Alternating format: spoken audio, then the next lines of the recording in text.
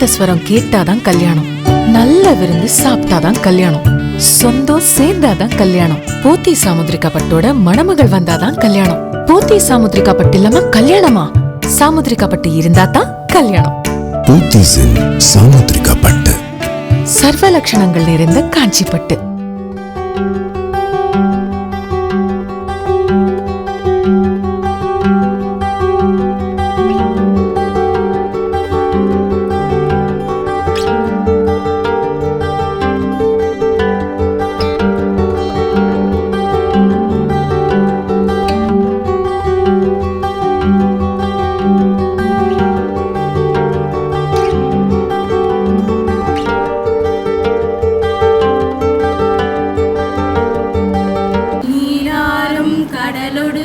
நிலமடந்தை கெளிதொழுகும்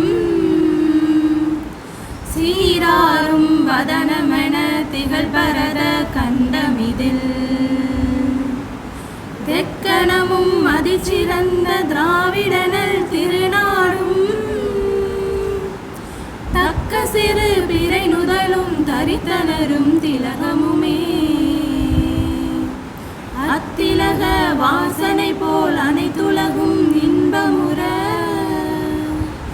எத்திசையும் புகழ் மணக்க இருந்த பெரும் தமிழனங்கே தமிழனங்கே உன் சீரிழமை திறம் வியந்து செயல் மறந்து வாழ்த்துதுமே வாழ்த்துதுமே வாழ்த்துதுமே.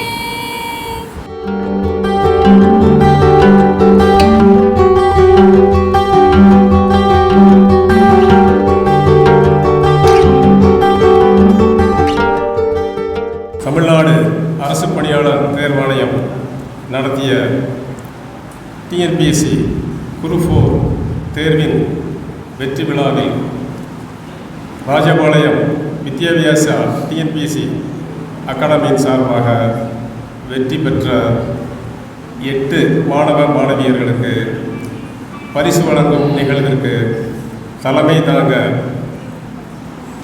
அரசு பணியிலே இளநிலை உதவியாளராக பணியிலே சேர்ந்து குரூப் 2 பதவியிலே உடனடியாக அடுத்த மாதமே பணியில் சேர்ந்து வருவாய்த்துறையிலே வருவாய் ஆய்வாளராக பணியிலே சேர்ந்து டெப்டி தாசில்தாராக பதவி உயர்வு பெற்று இன்று சிவகங்கை மாவட்டத்திலே வருவாய்த்துறையிலே கலால் பிரிவு உதவி ஆணையராக டெப்டி கலெக்டர் அந்தஸ்தில் பணியேற்று சிறப்பாக திறம்பட நடத்தி கொண்டிருக்கக்கூடிய தலைமையேற்க வருகின்றிருக்கக்கூடிய மரியாதைக்குரிய அன்பு சகோதரர் ரங்கநாதன் அவர்களை வருக வருக என வரவேற்கிறேன்.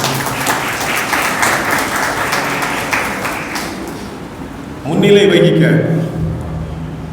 இந்த நடராஜா நடுநிலைப் பள்ளியின் தலைவர் அவர்களும் சமூக பணியே என் உயிர் மூச்சு என்று நான் பிறந்த நாள் முதல் சமூக கடமையிலேயே தன்னுடைய வாழ்நாள் முழுவதையும் செலவழித்துக் கொண்டிருக்கக்கூடிய மரியாதைக்குரிய அன்பு சகோதரர் பழனிசாமி அவர்களை வருக வருக என வரவேற்கிறேன். அருமை நண்பர் ஜி பிரபாகரன் அவர்களை வருக வருக என வரவேற்கிறேன். சமூக கடமையை தன் உயிர் மூச்சாக கொண்டு நெடுங்காலமாக ராஜபாளையம் சுற்றுவட்டார பகுதியிலே பணிபுரியக்கூடிய மனிதநேய மாண்பாளர் மரியாதைக்குரிய பகிர்வு அறக்கட்டளையினுடைய நிறுவனர் வாழ்த்துறை வந்திருக்கக்கூடிய ஜி செல்வகுமார் அவர்களை வருக வருக என வரவேற்கிறேன். தமிழ்நாடு எழுத்தாளர் கலைஞர்கள் சங்கத்தினுடைய ராஜபாளையம் கிளை செயலாளர் மரியாதைக்குரிய மைதிலி கல்யாணி அவர்களை வருக வருக என வரவேற்கிறேன். பெரும் மதிப்புக்கும் மரியாதைக்குரிய கவிஞர் ருத்ரா அவர்களை வாழ்த்துறை வழங்க வருகின்றிருக்கக்கூடியவர்களை வருக வருக என வரவேற்கிறேன்.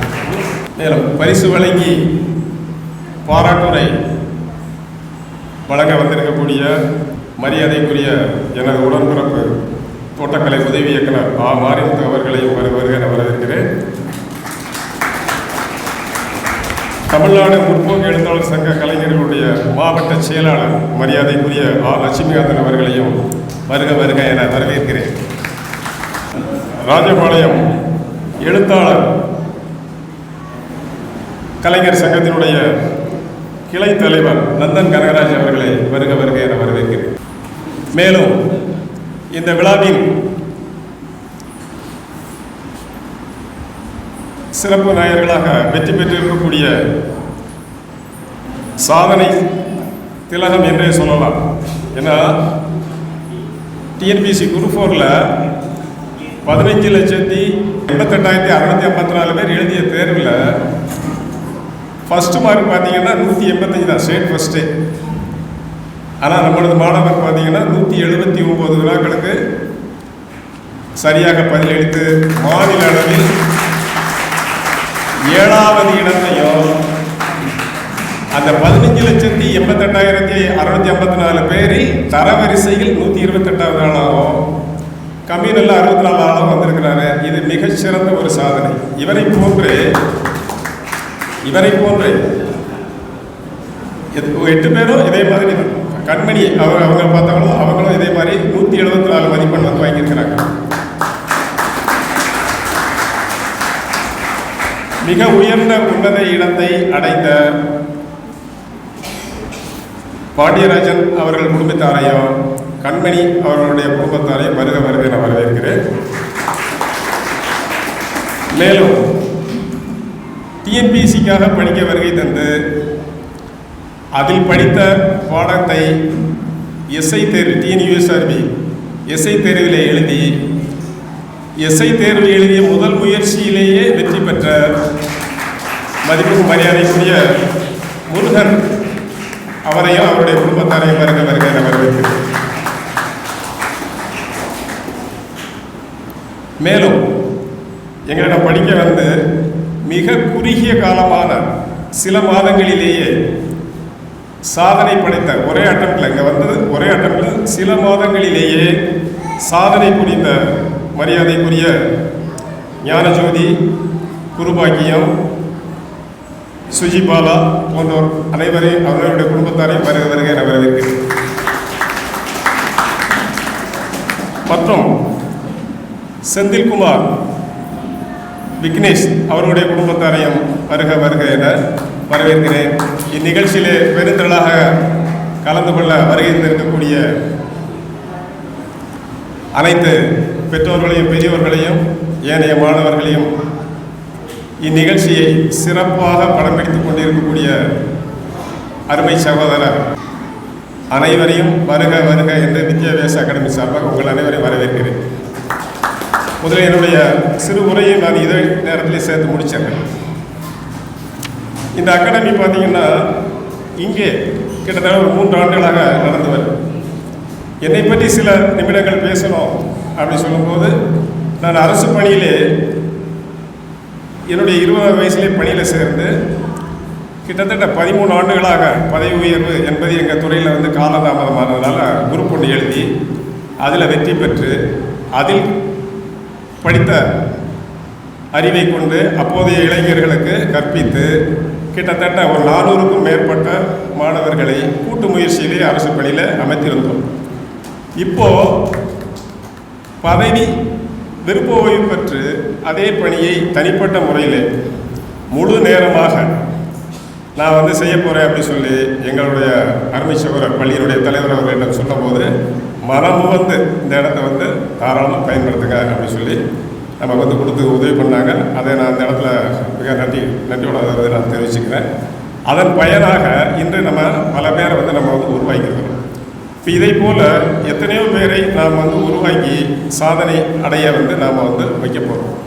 இப்போ புதிய மாணவர்கள் இவர்களைப் போலவே வெற்றி பெற வேண்டும் அப்படி சொல்லி பண்ணும்போது அவங்க நிறைய விஷயங்களை வந்து கொஞ்சம் கடைப்பிடிச்சாங்க அப்படின்னா வாழ்க்கையில் இவங்களைப் போலவே இவர்களும் வெற்றியாளர்களாக மாறலாம். சிந்தனையிலே நம்பிக்கை வையுங்கள், அவைகள் தான் எண்ணங்களாகின்றன.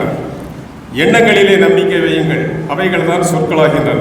சொற்களிலே நம்பிக்கை வையுங்கள், அவைகள் தான் பழக்கங்களாகின்றன. பழக்கங்களிலே நம்பிக்கை வையுங்கள், அவைகள் தான் வாழ்க்கையை தீர்மானிக்கிறது. லட்சியமில்லாத வாழ்க்கை என்பது முகவரி இல்லாத கடிதத்தை போன்றது. இங்கே படிக்க வரக்கூடிய அவ்வளோ பேரும் மிக உயர்ந்த லட்சியத்தை கொண்டவர்களாக இருக்கிறாங்க. முயற்சிகள் தவறலாம், முயற்சி செய்ய தவறலாமா? முடிந்தவரை செய்வதல்ல முயற்சி, முடியும் வரை செய்வதே முயற்சி. இங்கே படிக்கக்கூடிய அவ்வளோ பேர் பார்த்தீங்கன்னா அவ்வளோ பேருக்கும் போராடக்கூடிய மனம் இருக்குது. போராட தெரிந்த அத்தனை பேருக்கும் வெற்றி கதவுகள் திறந்தே இருக்கின்றன. காலையில் யாரெல்லாம் படுக்கையை விட்டு சீக்கிரம் எழுந்திருக்கிறார்களோ அவர்கள் உலக ஓட்டப்பந்தயத்திலே ஒரு அடி முன்னால் வைக்கிறார்கள். ஏன்னா இங்கே காலையில் 4 மணிக்கெல்லாம் எந்திரிச்சு படிக்கிறவங்க எத்தனையோ பேர் இருக்கிறாங்க. நிறைய மதிப்பெண்களை பெற்றிருக்கிறாங்க. ஓடுகின்ற குதிரையிலே ஜெயிக்கின்ற குதிரையை மட்டுமே பேசக்கூடிய உலகம் இது. நீ வெற்றி பெற்றால் அங்கீகரிக்கப்படுவாய், வெற்றி பெறாவிட்டால் நிராகரிக்கப்படுவாய். அதாவது தாயே தன்னுடைய குழந்தைக்கு முதல் ஆசிரியை, ஆசிரியரே மாணவர்களின் 2வது பெற்றோர். அந்த அடிப்படையில் தான் இங்கே பயிலக்கூடிய அனைத்து மாணவர்களையும் நாம் வழி நடத்துகிறோம். அதனால் எங்களுடைய சொற்களை மந்திர சொல்லாக மாணவர்கள் ஏற்று இப்போது ஒரு 8 பேர் பணி பெறக்கூடிய ஒரு வாய்ப்பு அடைஞ்சிருக்கிறாங்க. இங்கே என்கிட்ட படித்ததில் 25 பேரில் இந்த ரவுண்டு 6 பேர் சக்ஸஸ் பண்ணிட்டாங்க. இன்னும் 2 பேருக்கு வெயிட்டிங் லிஸ்ட்டில் கிடைக்கிறதுக்கு வாய்ப்பு இருக்குது. சென்ற முறை ஒரு 3 பேர் பாஸ் பண்ணாங்க. அவங்க எல்லாருக்குமே இன்றைக்கி பரிசு வழங்க இருக்கிறோம். அதனால் என்னுடைய கருத்துக்களை மாணவர்கள் முழுமையாக கேட்கும் பட்சத்தில் இங்கே வருகின்றிருக்கக்கூடிய அடுத்த தேர்விலே பங்கு பெறக்கூடிய அனைத்து மாணவர்களும் வெற்றி அடைவார்கள் என்ற உறுதியையும் நான் இந்த இடத்துல பதிவு செய்து, ஈன்று புலந்தறுதல் எந்தலை கடனே, சான்றோராக்குதல் தந்தைக்கு கடனே. அதனால் ஒரு தந்தை ஸ்தானத்தில் இருந்து அனைவருமே வழி நடத்துவேன் என்ற உறுதியை இந்த இடத்துல அளித்துக் கொள்வேன். என்னோட 16th பர்த்டே, வைர நகை கியூட்டா இருக்குல்ல, ஆசையா புடவை, கூடவே அழகா வைர நகை. என்னோட கல்யாணம் எனக்கு பிடிச்ச போத்தி ஸ்வர்ண மஹால் வைர நகையோட. போத்தி ஸ்வர்ண மஹால் வைர நகைகள் 1 கேரட் வைரம் வாங்கும் போது 100 கிராம் வெள்ளி இலவசம். இந்த விழாவை தலைமை ஏற்று நடத்தும் திரு ஐயா ரங்கநாதன் ஐயா, உதவி ஆணையர் கலால், சிவகங்கை மாவட்டத்திற்கு அவர்களுக்கு முன்னாடி போட்டிருப்பார்கள்.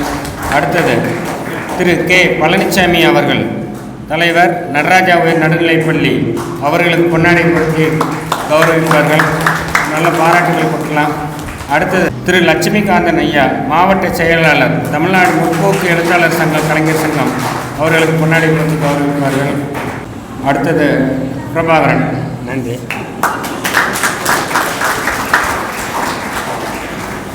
அடுத்தது திரு விஜயராணி செல்வகுமார் அவர்களுக்கு சிவபெருமான் அண்ணன் அவர்களின் புதல்வி கௌசல்யா அவர்கள் பொன்னாடை போற்றி கௌரவிப்பார்கள்.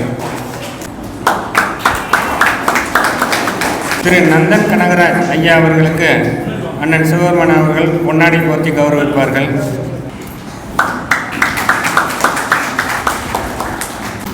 மைதிலி கல்யாணி அவர்களுக்கு கிளை செயலாளர், தாலுகா அலுவலகம், அவர்களுக்கு சிவபெருமான் அண்ணன் புதல்வி கௌசல்யா அவர்கள் பொன்னாடை போற்றி கௌரவிப்பார்கள். கவிஞர் ருத்ரா அவர்களுக்கு கௌசல்யா அவர்கள் பொன்னாடை போற்றி கௌரவிப்பார்கள். நல்ல பாராட்டு கொடுக்கலாம். திரு கணேசன் அவர்களுக்கு அண்ணன் சிவபெருமான் அவர்கள் பொன்னாடை போர்த்து கௌரவிப்பார்கள்.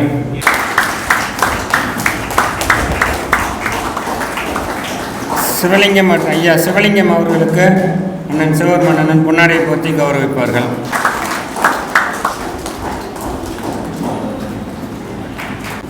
நடராஜா நடுநிலைப்பள்ளி தலைமை ஆசிரியை அவர்களுக்கு அண்ணன் சிவபெருமான் புதல்வி கௌசல்யா அவர்கள் பொன்னாடை போர்த்தி கௌரவிப்பார்கள்.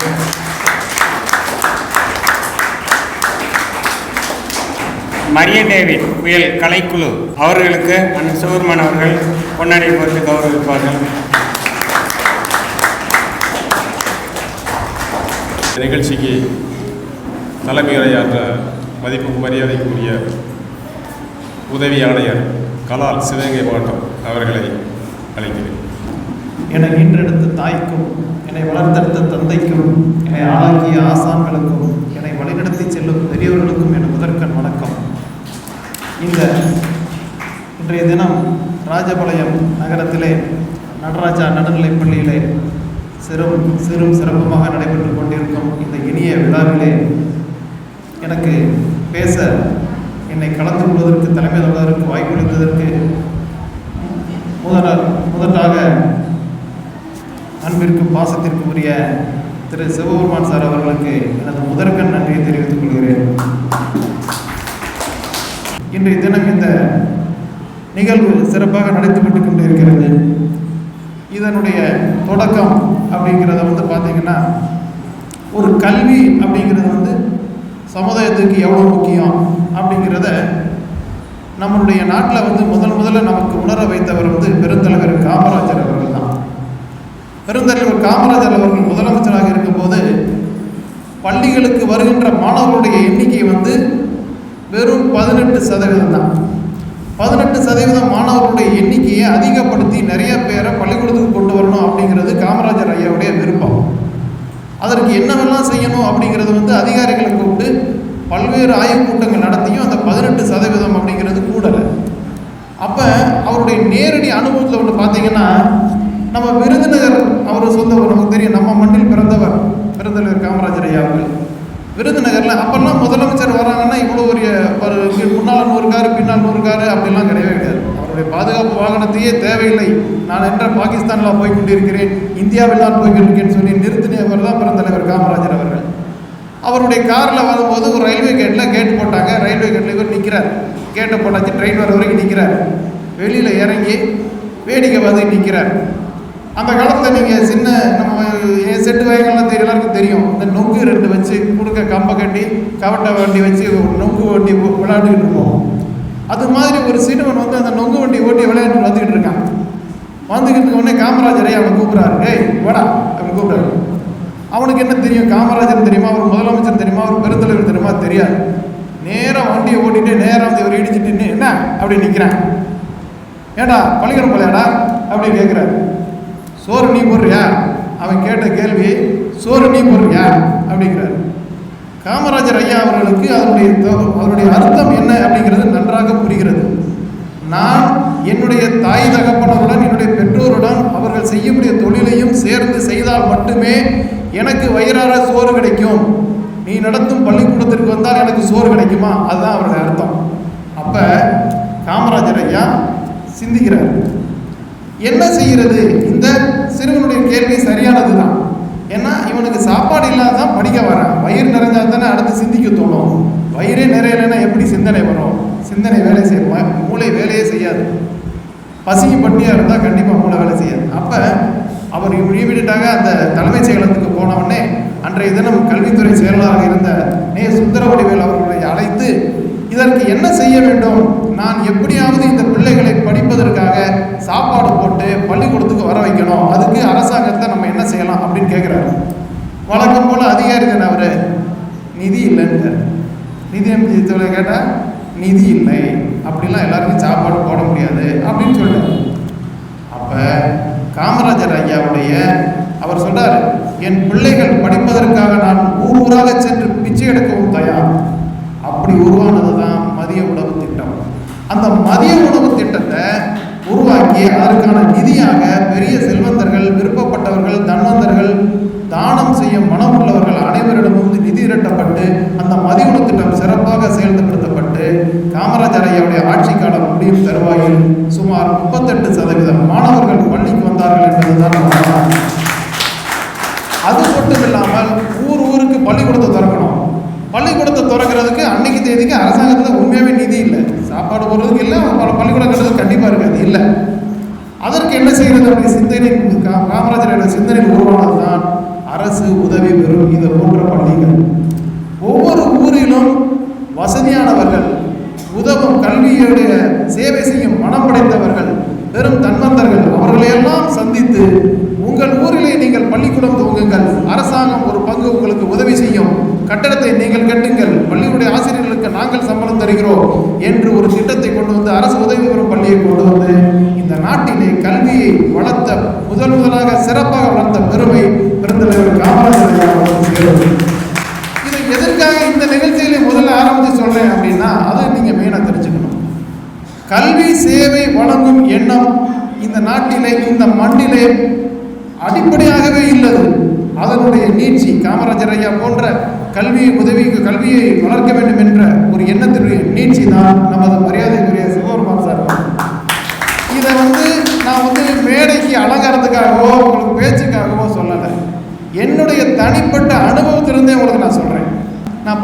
காலத்தில் தாசில்தார் வண்டி போச்சுன்னா அப்படியே பார்ப்பேன். என் கண்ணை விட்டு அந்த ஜீப்பு மறைய வரை பார்ப்பேன். இந்த ஜீப்பில் நான் ஒரு நாள் போகணும், என்னுடைய ஆசை. இந்த ஜீப்பில் நான் ஒரு நாள் போகணும். கலெக்டர் வண்டி வந்துச்சுன்னா கண் கொட்டாமல் பார்ப்பேன். இந்த கலெக்டருடன் நான் பேச வேண்டும், உடன் பணியாற்ற வேண்டும். எனக்கு அந்த ஆசை சின்ன வயசில் உண்டு. இந்த பிரபஞ்சத்துடைய சக்தி என்ன அப்படின்னா, நீ எதுவாக நினைக்கிறாயோ அதுவாகவே ஆகிறாய். அப்போ நீங்கள் நினைக்கும் போதே நல்லா நினைக்கணும். நான் கலெக்டர் ஆகணும், என்ன நான் அதற்கு மேலேயும் போகணும் அப்படின்னு சொல்லி. ஆனால் அதுக்காக முயற்சி பண்ணாமல் இருக்கக்கூடாது. முயற்சி பண்ணால் தான் கிடைக்கும். நான் ஐஏஎஸ் எழுதுனேன், ஃபெயில் ஆகிட்டேன்னு சொன்னால் கூட பெருமை தான். ஆனால் குரூப் 4 எழுதுனேன், பாஸ் பண்ணேன்னு சொல்றது கூட பெருமை சொல்ல முடியாது. அப்போ நீங்கள் குரூப் 4 யாரும் நிறுத்தக்கூடாது.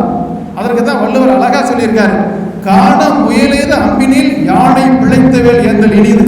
நான் காட்டுக்கு போனேன், முயல் அடிச்சுட்டு வந்தேங்கிறது பெருமை இல்லை. யானை அடித்தேன் தப்பிச்சு போயிடுச்சு, யானை அடித்தேன் தப்பிச்சு போயிடுச்சு. அப்போ நம்ம முயற்சி பெருசாக பண்ணணும், அதை நோக்கி போகணும். அதை நோக்கியே சிந்திச்சா அந்த பிரபஞ்சம் நமக்கு வழிகாட்டும், அதற்கான வாய்ப்புகளை நமக்கு வழங்கி கொண்டே இருக்கும்.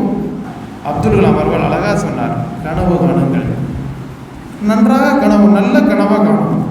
நல்ல கனவாக காண்டோம்னா நம்ம என்ன நினைக்கிறோமோ கண்டிப்பாக அதுவாக ஆகும். எப்படின்னா, உங்களுடைய முழு நோக்கமும் அர்ஜுனனுக்கு எப்படி அந்த புறாவினுடைய கண்கள் மட்டும் தெரிந்ததோ, துரோணாச்சாரியார் அர்ஜுனா உனக்கு என்ன தெரிகிறது அப்படின்னு கேட்கும்போது, எனக்கு மரம் தெரியவில்லை, புறா தெரியவில்லை, கிளை தெரியவில்லை, புறாவினுடைய கண் மட்டுமே தெரிந்தது என்று சொல்லி அந்த கண்ணிலேயே சரியாக அம்பு எய்தானோ, அதே போல உங்களுடைய லட்சியம், எண்ணம் எல்லாமே அரசு பணியை பெற வேண்டும் என்று ஒரே நோக்கத்தில் இருந்தால் நீங்கள் எந்த விதமான அரசு பணியும் ஈஸியாக ஜெயிச்சுட்டு போயிடலாம். இன்னொன்று கான்ஃபிடென்ட். நான் உங்கள் மேலே உங்களுக்கு நம்பிக்கை வரணும். நான் கண்டிப்பாக தேர்வு எழுதுவேன். சாருக்கு தெரியும், டிஎன்பிசி நாங்கள் படிக்கும்போது ஒரு 1500 போஸ்ட் கால்குலேட் பண்ணாங்க வைங்க, குரூப் 4. சாருக்கு தெரியும், நாங்கள் உண்மையை சொல்கிறேன், பொய்யில் நடந்தது. எத்தனை போஸ்ட்னு என்கிட்ட யாரும் கேட்டால் 1500 போஸ்ட் கால்குலேட் பண்ணியிருக்காங்க. நான் எத்தனை போஸ்ட் கேட்டால் 1499 அப்படின்னு சொல்லுவேன். ஏன்னா ஒரு போஸ்ட் எனக்கு அந்த கான்ஃபிடென்ட் இருந்தது. அதனால் எங்களால் ஜெயிக்க முடிந்தது. நிச்சயமாக இதெல்லாம் ஃபாலோ பண்ணீங்கன்னா நீங்களும் கண்டிப்பாக ஜெயிக்க முடியும். சிறந்த அரசு அதிகாரியாக இந்த சமுதாயத்திற்கு நீங்கள் தான் சேவை செய்ய வேண்டும் என்று வேண்டி விரும்பி கேட்டுக்கொண்டு எனக்கு இங்கே பேச வாய்ப்படுத்ததற்கு நன்றி கூறி விடைபெறுகிறேன். நாதஸ்வரம் கேட்டாதான் கல்யாணம், நல்ல விருந்து சாப்பிட்டாதான் கல்யாணம், சொந்தம் சேர்ந்தாதான் கல்யாணம். போத்தி சாமுத்திரிகா பட்டோட மணமகள் வந்தாதான் கல்யாணம். போத்தி சாமுத்திரிகா பட்டு இல்லாம கல்யாணமா? சாமுத்திரிகா பட்டு இருந்தா தான் கல்யாணம். போத்தீஸின் சாமுத்திரிகா பட்டு, சர்வ லட்சணங்கள் நிறைந்த காஞ்சி பட்டு. கடந்த முறை டிஎன்பிசி குரூப் 4 வெற்றி பெற்று ஸ்டெனோடைபிஸ்டாக பணியாற்றக்கூடிய மிஸ்டர் விக்னேஷ், எம் விக்னேஷ் அவர்கள் சார்பாக குடும்பத்தை பெற்று செல்லுமாறு.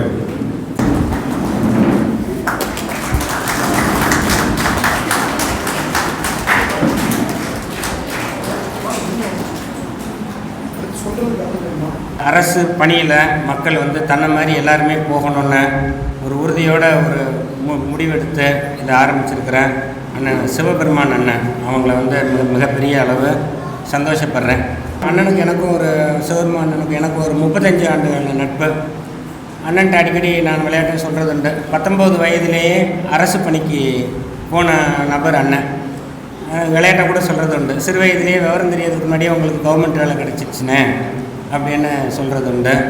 அந்தளவுக்கு அவங்க வேலைக்கு போனாலும் அதை தாண்டி நிறைய பேருக்கு தான் எப்படி வேலைக்கு போனோம், அடுத்து இது மாதிரி நம்மளை மாதிரி எத்தனை பேர் வேலைக்கு அனுப்பணும்னு அந்த சிறு வயதிலேயே ஒரு குழுவாக முடிவெடுத்து, அண்ணனும் சரி கூட நண்பர்களும் சரி முடிவெடுத்து அந்நேரமே பார்த்திங்கன்னா ஒரு மேன்ஷனில் ரூம் எடுத்து நிறைய சக மாணவர்களுக்கு போட்டித் தேர்வுக்கு, அந்நேரம் போட்டித் தேர்வுக்கு இப்போ உள்ள மாதிரி அதிக வாய்ப்பு அந்நேரம் இல்லை.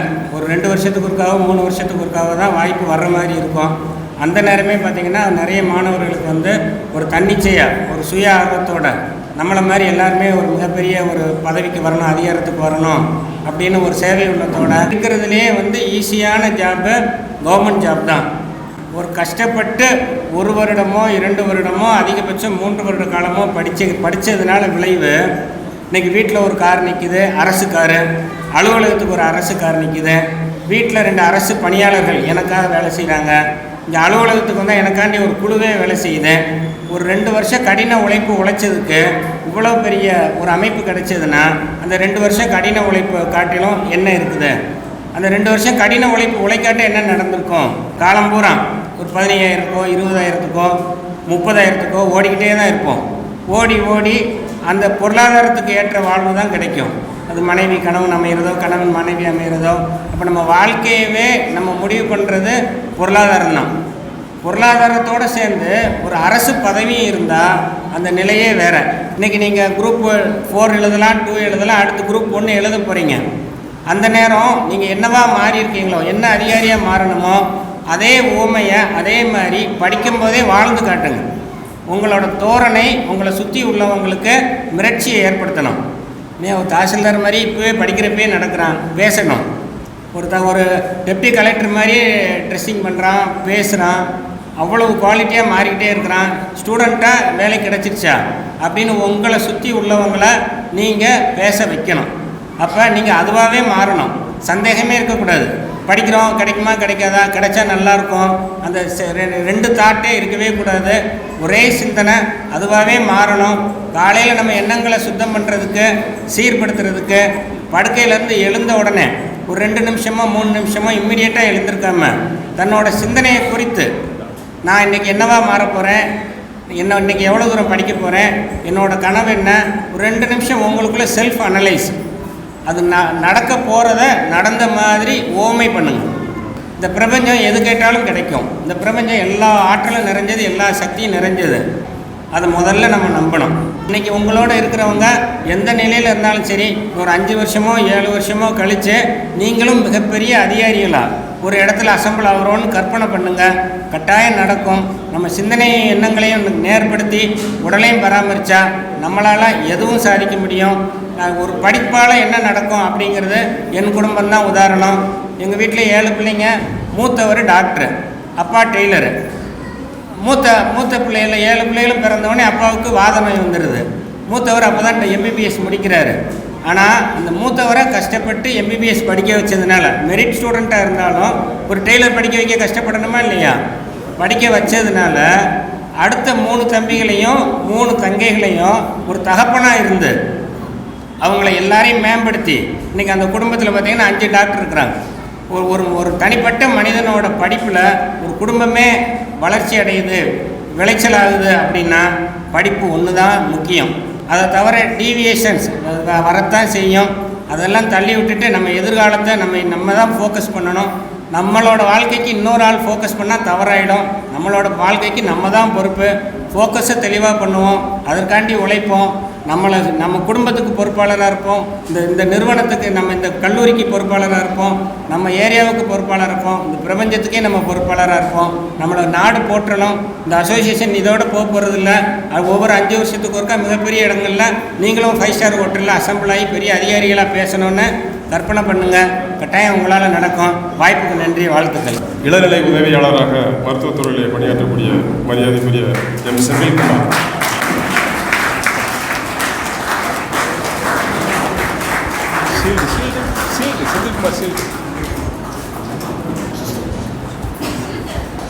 இந்த வெற்றி எனக்கு கிடைச்சது அப்படின்னு சொன்னால், சிவகுமார் சார் எனக்கு ரொம்ப கைடு பண்ணாங்க. என் கூட படித்த சக மாணவர்கள் எனக்கு நல்ல உதவியாக இருந்தாங்க.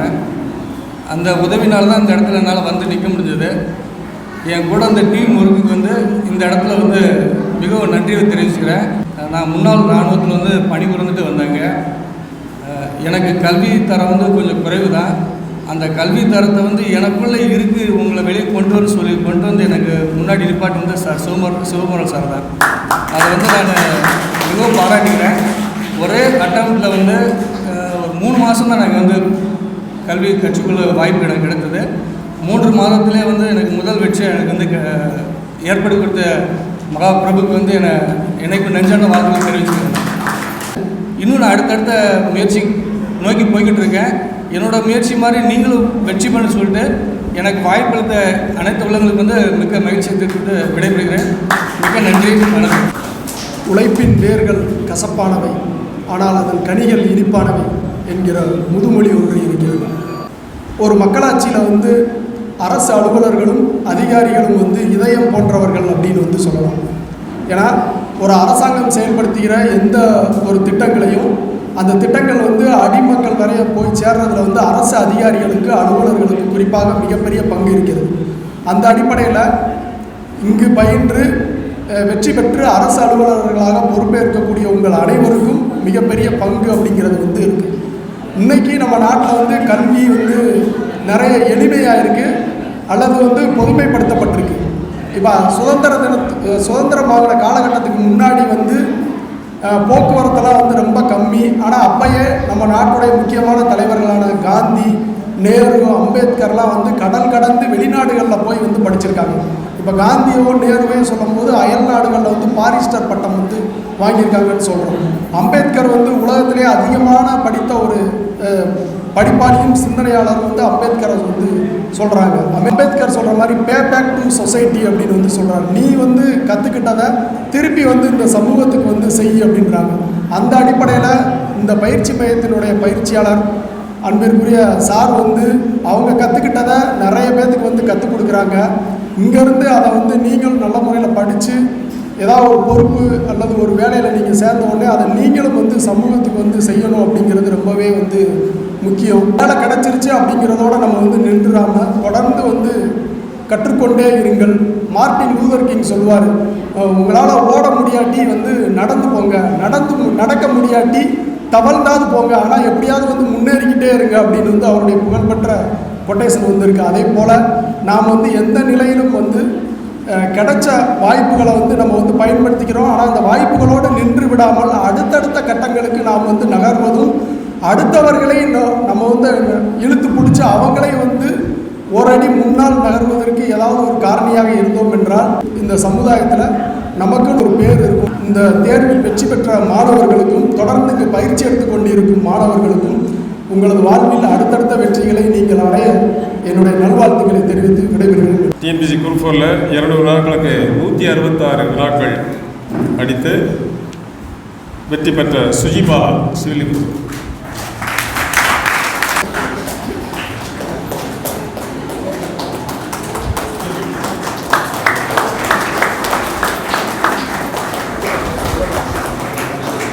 இந்த டிஎன்பிசி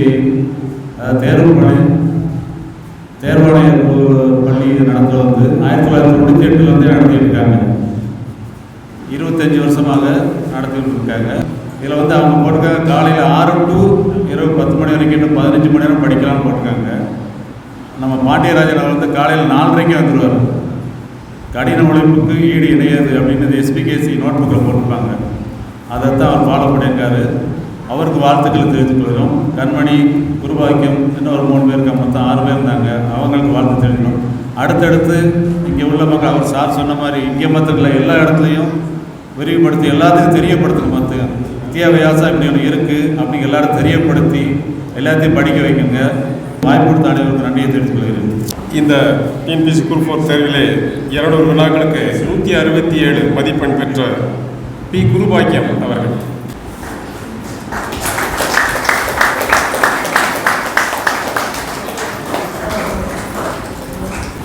என்னைகின்ற தாய் தந்தையருக்கும் இங்குள்ள அனைவருக்கும் என்னுடைய முதற்கண் வணக்கத்தை தெரிவித்துக் கொள்கிறேன். நான் இது செகண்ட் அட்டம்ப்ட் தான். முதல் நான் படித்தப்ப தமிழ் மட்டும் தான் படிச்சுட்டு வந்தேன். இங்கே வந்ததுக்கப்புறம் தான் எனக்கு எல்லாமே தெரிஞ்சது. எப்படி படிக்கணும், எப்படி படிக்கக்கூடாது, இந்த மாதிரிலாம் படிக்கணும் அப்படிங்கிற ஒரு ஐடியா கிடைச்சது இங்கே வந்து தான். சரௌண்டிங்ஸ் எல்லாமே செட் ஆனதும் இங்கே தான் வந்துச்சு.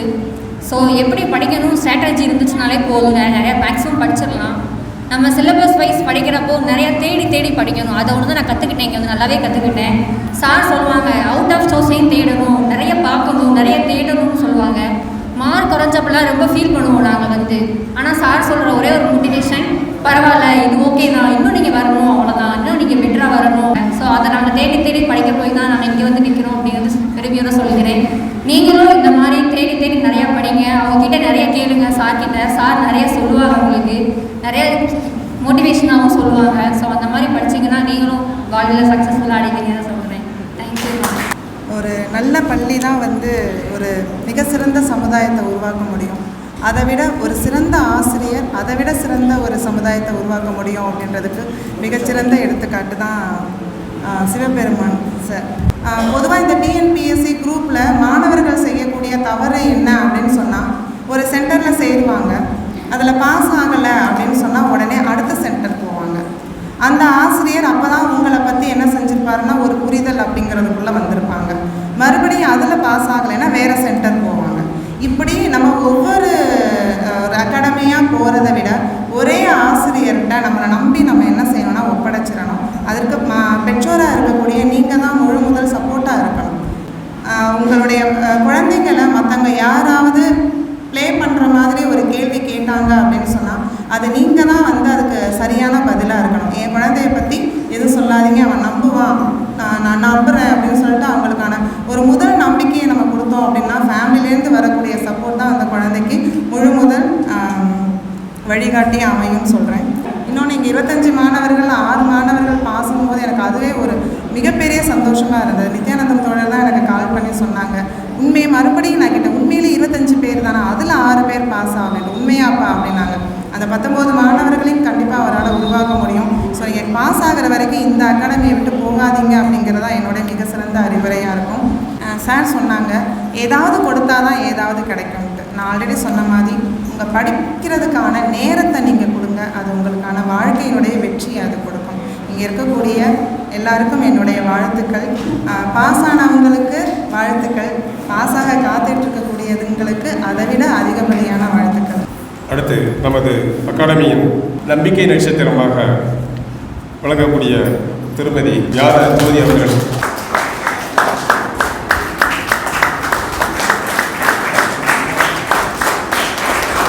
சார் இங்கே பேசணும்னு சொல்லும் போது எனக்கு என்ன பேசணும் அப்படின்னு ரொம்ப யோசித்தேன். 2 விஷயம் பேசலாம் அப்படின்னு முடிவு பண்ணேன். என்ன படிக்கணும், எப்படி படிக்கணும் அப்படின்ட்டு. அப்போ எப்படி படிக்கணுங்கும் போது நான் பார்த்த படத்தில் இருக்க ஒரு காட்சியவே நான் சொல்கிறேன். அதில் ஒரு பொண்ணு, கிராமத்து பொண்ணு, பண்டா படிச்சுட்டு இருப்பாங்க. அந்த பொண்ணு வந்து ஐஐடி போகணும் அப்படின்னு ஆசைப்படுவாங்க. ஐஐடி போனால் ஜேஇ எக்ஸாம் எழுதணும். அப்போ கிராமன்றதுனால படிக்கிற வசதி இருக்காது. அந்த ஊரில் இருக்க ஒரு வாத்தியார்ட்ட அந்த பொண்ணு படிக்க போவாங்க.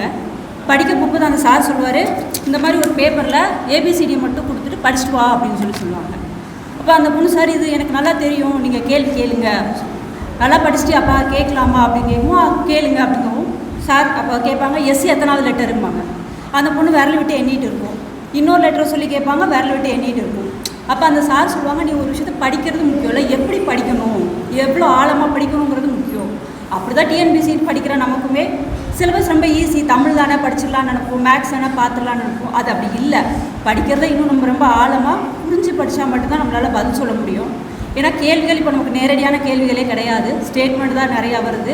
அப்போ நமக்கு தெளிவாக இருந்தால் மட்டும்தான் அதை நம்மளால் பதில் சொல்ல முடியும். அந்த எந்த இன்ஸ்டியூட் போனாலும் ஃபீஸ் கட்டிடுவீங்க, லீவு போட்டிங்கன்னா நம்மளை ஏன் வரலன்னு யாரும் கேட்கவே மாட்டாங்க.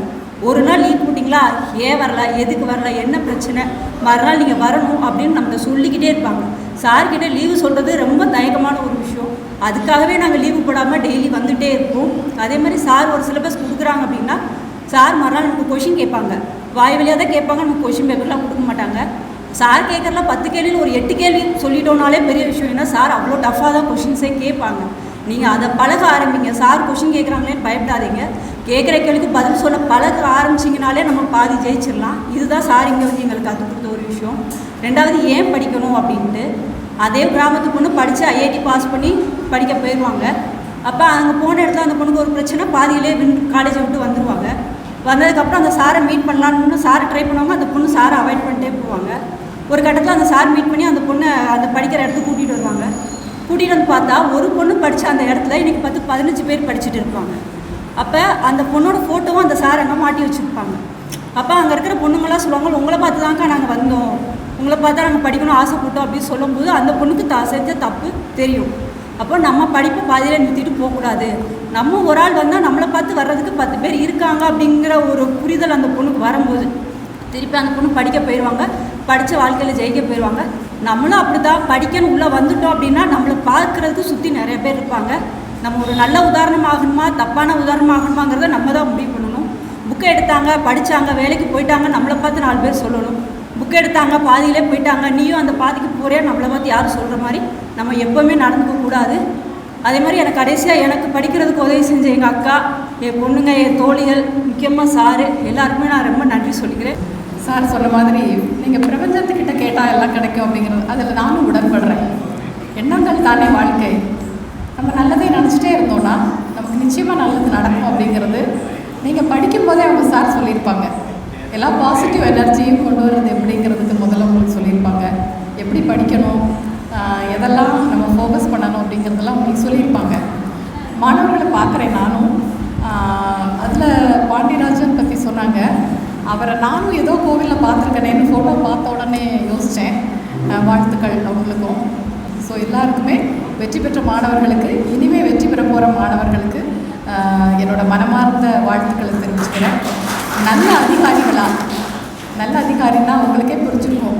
இன்றைக்கி இருக்கிற அதிகாரிகள்லாம் எப்படி இருக்காங்கங்கிறது நீங்கள் தெரிஞ்சுருப்பீங்க. அப்படியெல்லாம் போகாமல் உங்களுடைய ஆசிரியருக்கு நீங்கள் செய்ய வேண்டிய கைமாறு. இவங்கக்கிட்ட படித்து அதிகாரியாக வந்தோம், அவங்கெல்லாம் மிகச்சிறந்த அதிகாரிகளாக இருக்காங்க, கையூட்டல் பெறாத, கடமையில் தவறாத அதிகாரிகளாக இருக்காங்க அப்படிங்கிறது தான் உங்கள் ஆசிரியருக்கு நீங்கள் செய்யக்கூடிய மிகப்பெரிய கைமாறு. ஆல் தி பெஸ்ட் ஆல் எல்லாருக்குமே.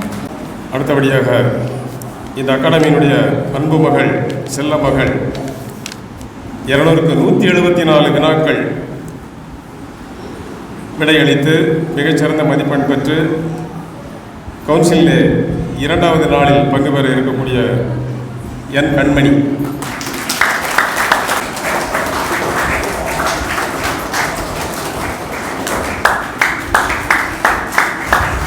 ஃபஸ்ட்டு நான் இந்த இடத்துல நிற்கிறேன் அப்படின்னா அதுக்கு ஃபஸ்ட்டு என் ஃபேமிலி தான். என் ஃபேமிலிக்கு ரொம்ப நன்றி. அப்புறம் சாரோட ஃபேமிலியுமே ரொம்ப எனக்கு ஹெல்ப் பண்ணியிருக்காங்க. அதுக்கப்புறம் நான் நிற்கிறதுக்கு முக்கியமான ஒரு ரீசன் அப்படின்னா, இங்கே இருக்கிற எல்லா ஸ்டூடெண்ட் ப்ளஸ் எங்களோட கேங் ஒருத்தங்க, நாங்கள் எப்பயுமே ஒரு குழுவாக இருந்தால் படிப்போம். அவங்க ஒவ்வொரு நாளும் அவங்க படித்ததை அவங்க மட்டும் அதோடு நிறுத்திக்காமல் எல்லாருக்குமே ஷேர் பண்ணுவாங்க. நாங்கள் எக்ஸாம் எழுதிட்டு வந்து வெளில வந்து நாங்கள் பார்த்து எங்களுக்குள்ளே டிஸ்கஸ் பண்ண ஒரே விஷயம், நீங்கள் அன்றைக்கி சொல்லி கொடுத்தீங்கல்ல இந்த கொஷின் அன்றைக்கி கரெக்டாக போட்டேன், அதுக்கு ரீசன் நீங்கள் தான், நீங்கள் அன்றைக்கி சொன்னீங்கன்னு சொல்லி மாற்றி எல்லாருமே அவங்க ஷேர் பண்ணோம். அதுக்கு காரணம் அந்த டீம் சக்ஸஸ் தான். எங்கள் டீம் ரொம்ப, எனக்கு அமைஞ்ச டீம் ரொம்ப பெஸ்ட்டான டீம். ஸோ நீங்களும் படிக்கும் போது அந்த மாதிரி அமைச்சுக்கோங்க. நீங்கள் உங்கள் கூட இருக்கிறவங்க எல்லாருமே சேர்ந்து சக்ஸஸ் பண்ணுற மாதிரி பார்த்துக்கோங்க. என்னோடய சக்ஸஸ் கண்டிப்பாக ஃபேமிலி, சாரோட ஃபேமிலி, என்னோடய டீம் தான். ஸோ இந்த சக்ஸஸுக்கு காரணம் எல்லாருக்குமே ரொம்ப நன்றி. காலம் பொன் போன்றது. இந்த வாசகத்தில் எனக்கு ஒரு துளி கூட உடன்பாடு இல்லை. ஏன்னா பொன், இப்போ என்னோடய ப்ரேஸ்லெட்டு வர வழியில் நான் தொலைச்சிட்டேன். இன்றைக்கி விற்கிற விலையில் நான் நாளைக்கு போய் வாங்க முடியாது. ஆனால் ஒரு வருடம் கழித்து ஒரு சிறு சேமிப்பு மூலமாக என்னோடய இணையரோ என்னோடய மகனோ சேர்ந்து ஒரு பவுன் ப்ரேஸ்லெட்டுக்கு பதிலாக அதிக எண்ணிக்கையில் உள்ள அதை விட அழகான ஒரு டிசைனில் கூட எனக்கு ஒரு ப்ரேஸ்லெட்டை எடுத்து கொடுத்துட முடியும். ஆனால் நான் நேற்று ஒரு பொழுதை எந்த புத்தகத்தையும் வாசிக்காமல், ஒரு எழுத்து கூட எழுதாமல், அருகில் இருக்கும் அன்பானவர்கள் கூட ஒரு வார்த்தை கூட பேசாமல் ஒரு பொழுதை ஃபுல்லாக நான் வீணாக்கிட்டு இன்றைக்கி நான் புலம்புறேன். ஐயோ போச்சு, நேற்று பொழுது இப்படி போச்சு, எனக்கு திருப்பி வருமா? இந்த 365 நாள் கடந்து ஐயோ இப்போ இவ்வளோ புலம்புறாளே, சரி இவளுக்கு ஒரு நாள் நேற்று கழிஞ்சதை கொடுத்துருவோன்னு எனக்கு இந்த வருடங்கள் ஐயா சொன்ன மாதிரி பிரபஞ்சம் எனக்கு வழங்கிடுமா? ஒரு பொழுதும் வழங்காது. அதனால் தங்கத்துக்கு கூட மாற்றம் இருக்குது, ஆனால் அந்த நேரத்துக்கு ஒரு பொழுதும் மாற்றம் கிடையாது. அந்த நேரத்தை இங்கே உள்ள படிக்கிற மாணவர்கள்லாம் இதோட காலம் கருதி உள்ளே வந்து படிக்க ஆரம்பிச்சிருக்கீங்க. இதற்கு எங்களுடைய மனமார்ந்த வாழ்த்துக்களையும் எங்களுடைய பேரன்பையும் முதல்ல தெரிவிச்சுக்கிறோம். விவேகானந்தர் சொன்னார் இல்லையா, 100 இளைஞர்களை கொடுங்க, நான் இந்தியாவையே மாற்றி காட்டுறேன்னு. 100 இளைஞர்கள் இன்னும் இந்தியாவில் பிறக்கவே இல்லையா? 120 கோடி மக்கள் தொகை நோக்கி வேகமாக போய்கிட்டு இருக்கோம். நம்ம தான் உலகத்திலே அதிக மக்கள் தொகை கொண்ட நாட்டில் முதல் வரிசையாக இருக்கும். ஆனால் ஏன் அந்த 100 இளைஞர்கள் ஒன்று கூடலை, ஏன் இந்தியாவை மாற்ற முடியலங்கிற கேள்வியோட அடிப்படையில் என்னோட பார்வைக்கு தெரிஞ்சுக்கிட்ட விஷயம் என்னென்னா, உங்களை போன்ற அதிகாரிகளை தான் அவர் 100 இளைஞர்களாக கூப்பிட்டுருப்பாங்க. இளைஞர்கள் இளைஞிகள் இருவரையுமே சேர்த்து 100 பேரை கூப்பிட்டுருக்காரு. இன்னும் அதே போல் ஒத்த சிந்தனை உடைய அந்த 100 நபர்கள் நம்ம எல்லாம் ஒன்று கூடலைங்கிறத தான் நான் இங்கே அதை ஒரு குறையாக கூட நான் இங்கே பதிவு செய்கிறேன். ஃபஸ்ட்டு இந்த கல்வி நிறுவனத்துக்கு ஒரு நன்றியையே சொல்லிக்கணும்னு நினைக்கிறேன். எந்த வியாபார நோக்கமும் இல்லாமல் இப்படி ஒரு அமைப்பு, ஒரு நிறுவனம் இயங்குறதுக்கே இங்கே வந்திருக்க அத்தனை நபர்கள் சார்பாகவும் ஒரு பெரிய வாழ்த்துக்களையும் எங்களோட பேரன்பையும் தெரிவிச்சுக்கிறேன். 100 நபர்கள் ஏன் ஒன்று சேர முடியல? ஒத்த சிந்தனையோடு இருக்கிற 100 இளைஞர்களை கண்டிப்பாக ஒன்று சேரணும். விவேகானந்தர் விட்டு சென்ற கனவுகள் எல்லாம் உங்ககிட்ட தான், அந்த பொறுப்பு தான். அந்த சமுதாயம் வந்து உங்ககிட்ட கையளிச்சிட்டு இருக்கு. நீங்கள் அந்த கையளித்த அந்த கடமையை கை கொண்டு பிடிச்சி இந்த சமுதாய மாற்றத்திற்கு முன்னேறணுங்கிற, இது போல வந்து அதிகாரிகளை, நாளைய அதிகாரிகள் அதை நீங்கள் சரியாக நிறைவேற்றணுங்கிற எங்களோட ஆசையையும் இந்த இடத்துல பதிவு செஞ்சுக்கிறேன். சமுதாயம் கொடுத்ததை திருப்பி கொடுக்கறது நம்மளோட சமுதாய கடமை.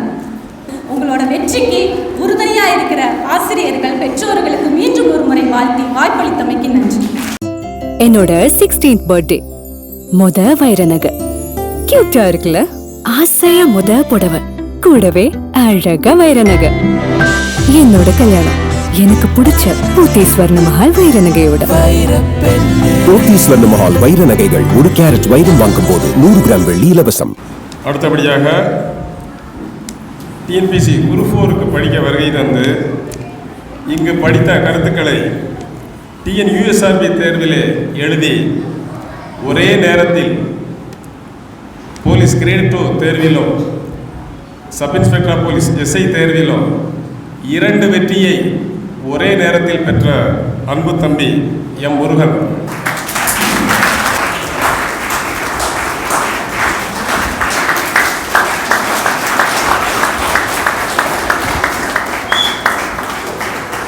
ஃபஸ்ட்டு என்னுடைய நன்றிகளை சொல்லிக்கிறேன். எங்கள் அப்பா அம்மாவுக்கு ரொம்ப நன்றி. எனக்கு அவார்ட் ப்ரெசன்ட் பண்ண திரு ரங்கநாதன் சார் அவர்களுக்கு நன்றி.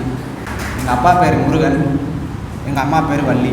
ஏன்னா அவங்க பேர் சொல்லி சொன்னால் தான் எனக்கு கொஞ்சம் சந்தோஷமாக இருக்கும். ஸோ அவங்களுக்கு என்னுடைய ஃபஸ்ட்டு நன்றி. அதுக்கப்புறம் பார்த்தீங்கன்னா சிவபெருமான் சாருக்கு நன்றி.